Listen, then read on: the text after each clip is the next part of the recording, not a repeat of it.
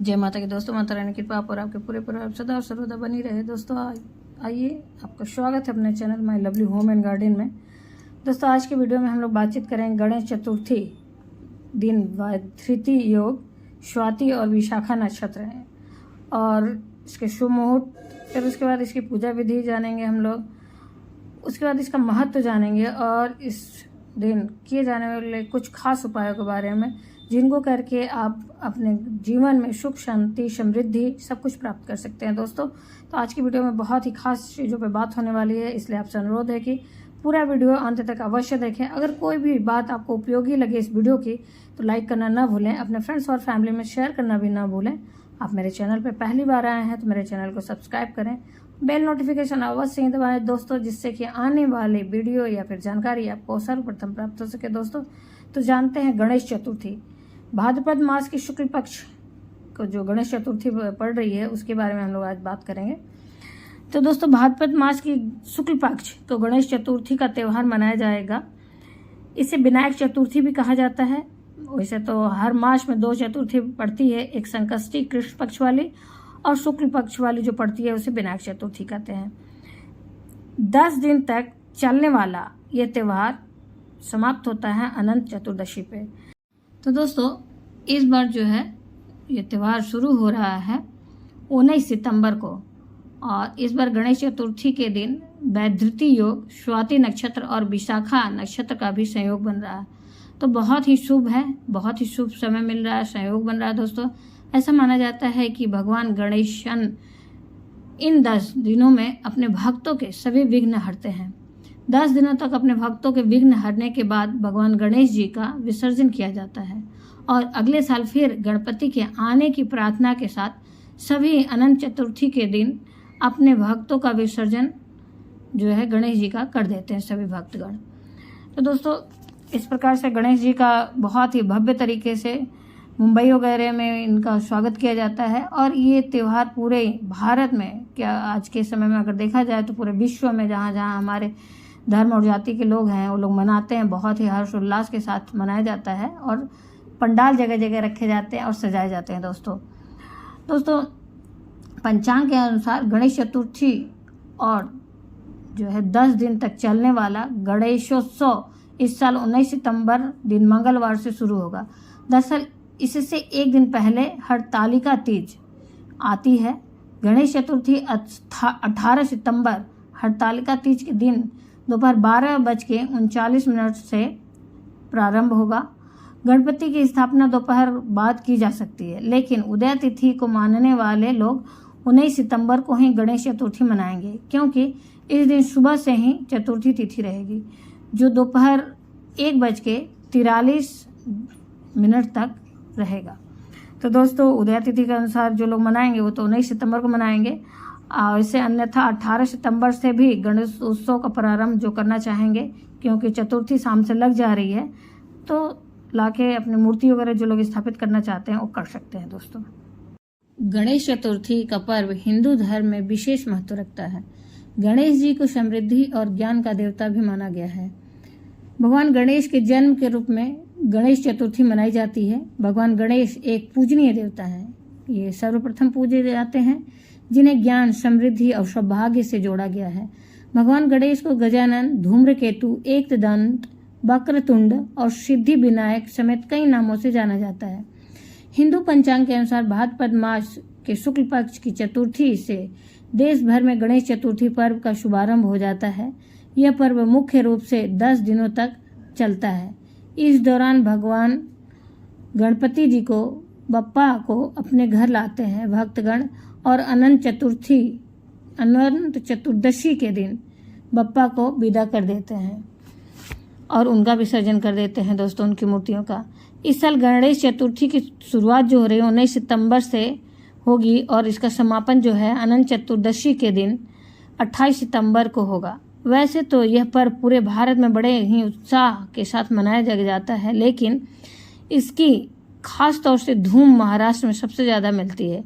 गणेश उत्सव को भगवान गणेश के जन्मोत्सव के रूप में मनाया जाता है।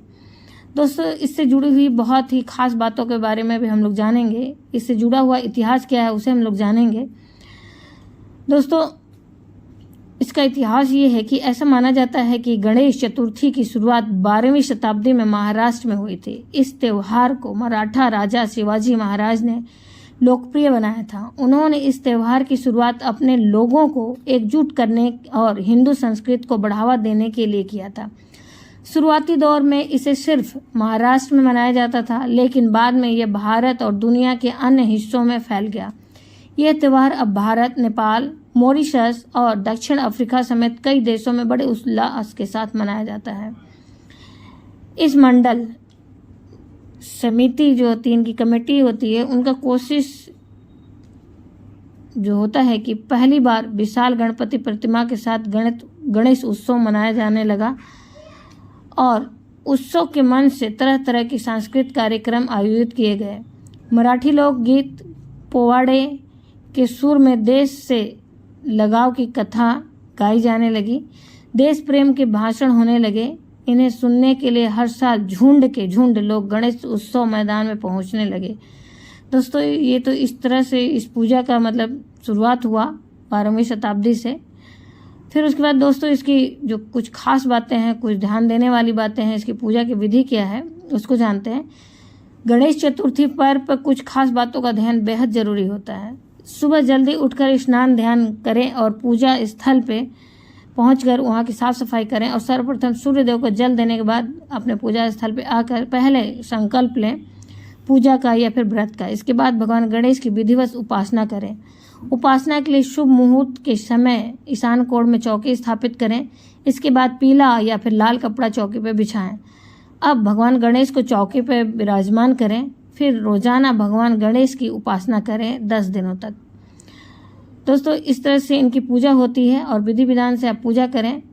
व्रत आप पहले दिन धारण कर सकते हैं गणेश विनायक चतुर्थी के दिन, तो इस प्रकार से आप पूजा करके लाभ ले सकते हैं। या फिर आप जैसे हर बार विनायक चतुर्थी या संकष्टी चतुर्थी का करते हैं उस तरह से आप कर सकते हैं। दोस्तों, फिर इस दिन कुछ चीज़ों को अवश्य नहीं चढ़ाना चाहिए। जैसे भगवान की प्रिय वस्तुएं जो हैं उसमें आता है उनके जो प्रिय रंग के कपड़े होते हैं, वस्त्र होते हैं, उन्हें धारण कराएं। अगर विग्रह रूप में, मूर्ति रूप में है तो उनका अभिषेक करें, जलाभिषेक करें, गंगा जल मिश्रित जल से अभिषेक करें। फिर उसके बाद उनका पंचामृत अभिषेक करें, फिर जल से शुद्धिकरण करें और फिर उसके बाद विधि विधान से उन्हें पीले वस्त्र पहनाकर पीले पुष्पों की माला और उसके बाद जनेऊ अवश्य अर्पित करें और इत्र। फिर दोस्तों, इनका प्रिय भोग मोदक अवश्य ही लगाएं। मोदक आप लगाएं, लड्डू लगाएं और मौसमी फल आदि लगाकर इनका भोग लगाएं। उसके बाद दोस्तों पान अवश्य इनके भोग में लगाएं। उसमें लौंग इलायची डाल के आप इनका भोग लगा सकते हैं। और दोस्तों, इस दिन अधिक से अधिक भगवान के मंत्रों का जाप करें, इससे आपको विशेष लाभ मिलेगा। अब जानते हैं दोस्तों कुछ ऐसी बातों को जिससे आपकी ज़िंदगी में बहुत सारा बदलाव हो सकता है। कुछ उपायों के बारे में जानते हैं। दोस्तों, इस समय बहुत से भक्तगण भगवान की पूजा करने के लिए अपने घर में मूर्ति लाते हैं भगवान की और स्थापित करते हैं सुख शांति और समृद्धि ला पाने के लिए अपने घर में। लेकिन इस बात का कुछ, जैसे हमने उपाय की बात की या फिर कुछ बातों का ध्यान रखना चाहिए। तो इस कौन सी दिशा में उनकी सूढ़ होनी चाहिए जिससे आपको उसका लाभ मिले दोस्तों, तो जानते हैं। दोस्तों, वास्तुशास्त्र के मुताबिक गणपति की मूर्ति खरीदते समय उनकी सूंड की सही दिशा का हमेशा ध्यान रखना चाहिए। गणेश जी की सूंड हमेशा बाईं ओर हो, इस बात का हमेशा ध्यान रखें। अगर सूंड बाईं ओर है तो इसे वाममुखी गणेश कहते हैं। इस दिशा में सूंड का होना शुभ माना जाता है। ऐसी मूर्ति से घर में सुख और शांति आती है। दूसरी बात, गणेश जी को हमेशा बैठी हुई मुद्रा में ही लाना चाहिए। शास्त्रों के अनुसार बैठे गणपति धन का प्रतिनिधित्व करते हैं। लोगों का कहना होता है कि गणेश जी की बैठी हुई मूर्ति लाने से घर में बरकत बनी रहती है। दोस्तों, तो आप भी अगर मूर्ति ला रहे हैं तो इस बात का विशेष ध्यान रखें और उसका लाभ लें। उसके बाद एक चीज़ का और ध्यान देना चाहिए, वो है गणेश जी का चूहा। तो गणेश जी की मूर्ति खरीदते समय ध्यान रखें कि उसमें चूहा जरूर हो। चूहा गणपति जी का वाहन है। बिना मूषक, बिना चूहे के गणपति जी की मूर्ति का पूजा करना ठीक नहीं माना जाता है। वहीं गणेश भगवान की मूर्ति को हमेशा ईशान कोण में स्थापित करना चाहिए। उनका मुख हमेशा उत्तर दिशा में हो।